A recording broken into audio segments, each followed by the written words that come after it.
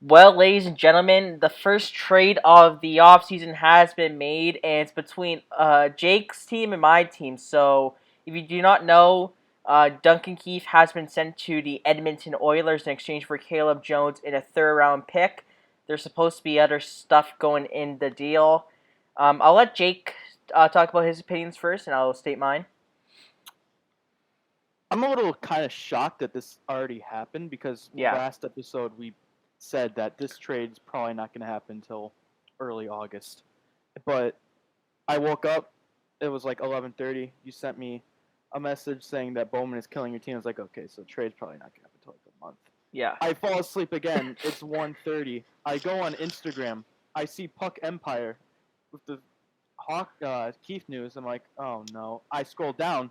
There's NHL Puck Report, and I'm like, I go on into Discord and see everyone, just the chat flying by quick. And I'm like, I'm dreaming, right?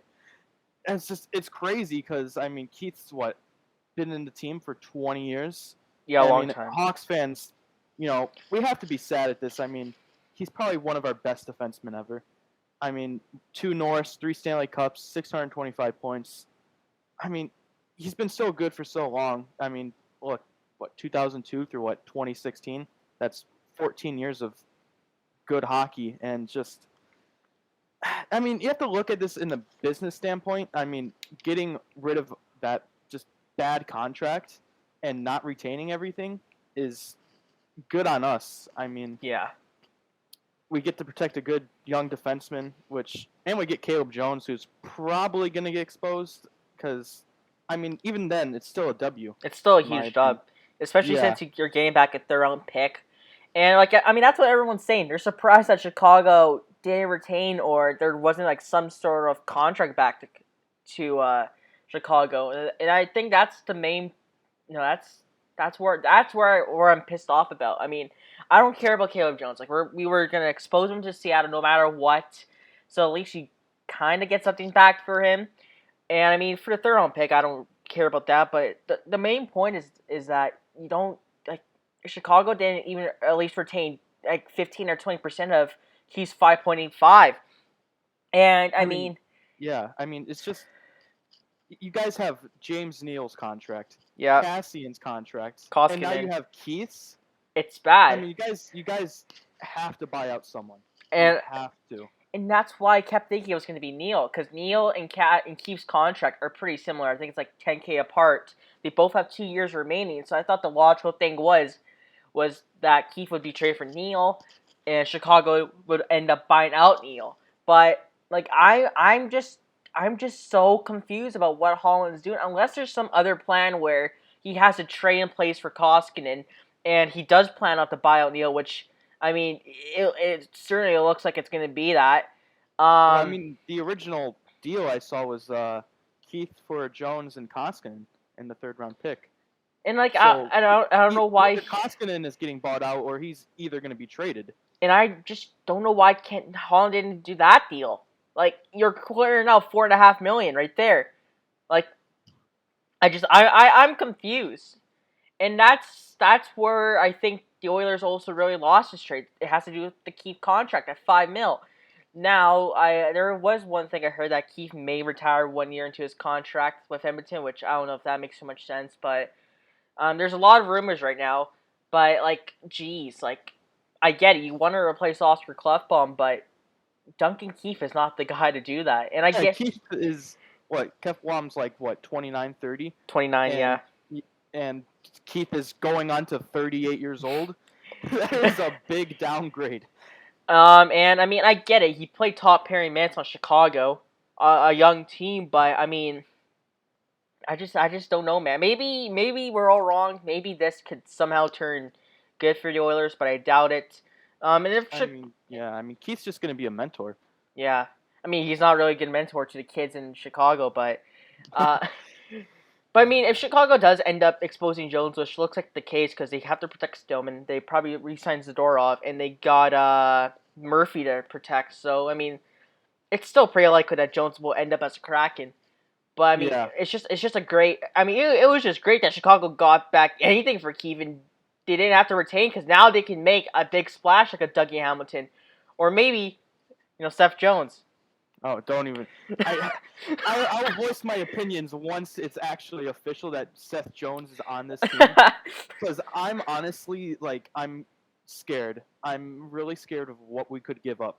Yeah. Because Bowman took a big W here, but we all know every trade he's made with Columbus has interesting to say the least. Just pretty interesting, yeah. Yeah.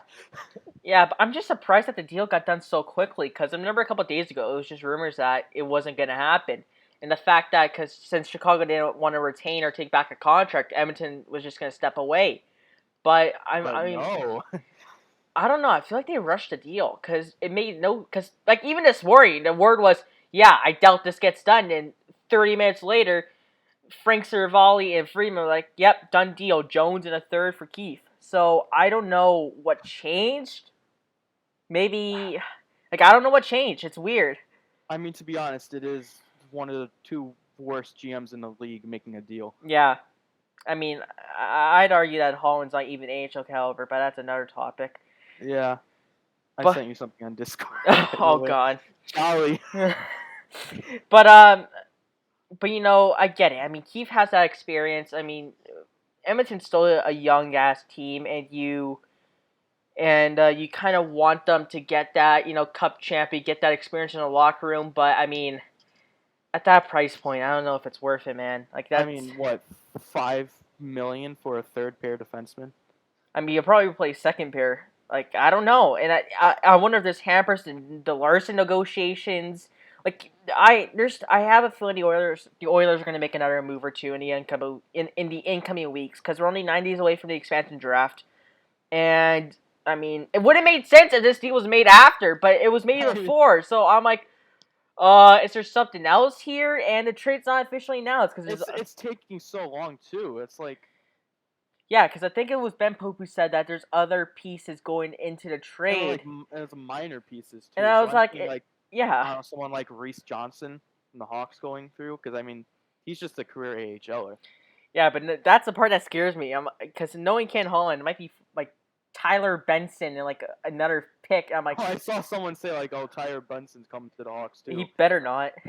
He better like I don't know what's taking so long. It's just minor players and contracts. So maybe Edmonton's gonna send a contract. I don't know. Maybe Turris, but I mean, it should have been like I don't know. Like I'm more curious to see who the minor players are, and I guess we'll just see.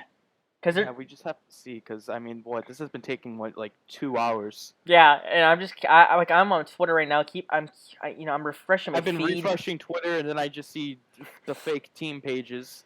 Oh yeah, Vegas Golden Knights. Jolly.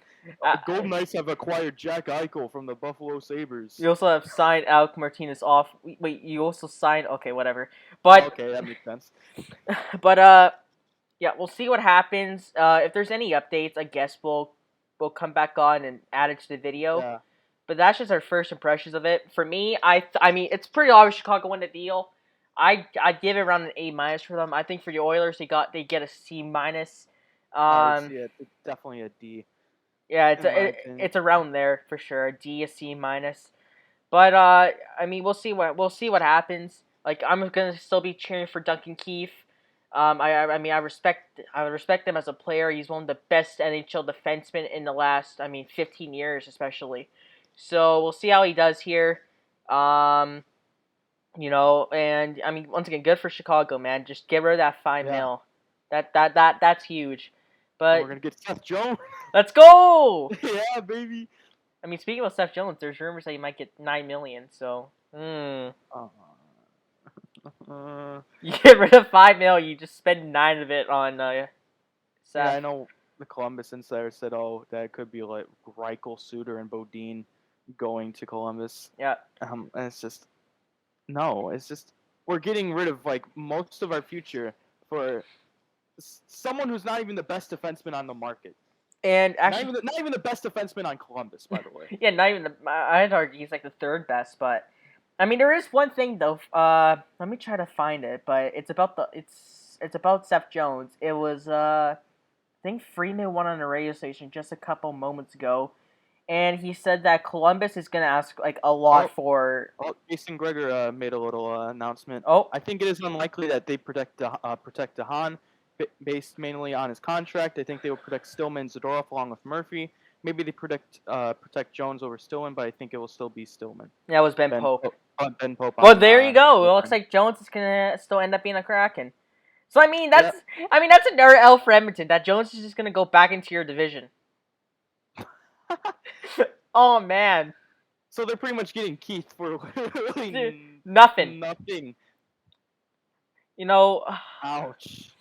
But yeah, Friedman said that Seth Jones will cost Chicago a piece they're unwilling to give up, and Friedman said Doc or DeBrincat. And those guys are literally untouchables. So I mean, if he does go there has to be there must be something else going from Columbus then. Like you're talking about like a Line or something like that, right? Yeah, if it's Doc or DeBrincat, it's got to be another big piece. Like yeah, you're talking about like Line or maybe even like one of the goalies. Like you're talking about like a bigger trade there. Because if it's DeBrincat, this guy almost was on pace for like 50 goals this year. Yeah. There's no way it's just going to be Jones. He hit 42 a couple years ago, so he definitely has 50 goal potential. Yeah, last thing about Pierre McGuire, baby. Let's go. Pierre. I mean, he doesn't go to TNT or ESPN. He's going to Ottawa. If he becomes their GM, I feel so bad for Sens fans. Oh man, that would suck. But yeah, we'll come back on if there's any other news. But for right now, that should do it for today. Yeah. All right, guys, and we'll see you guys next.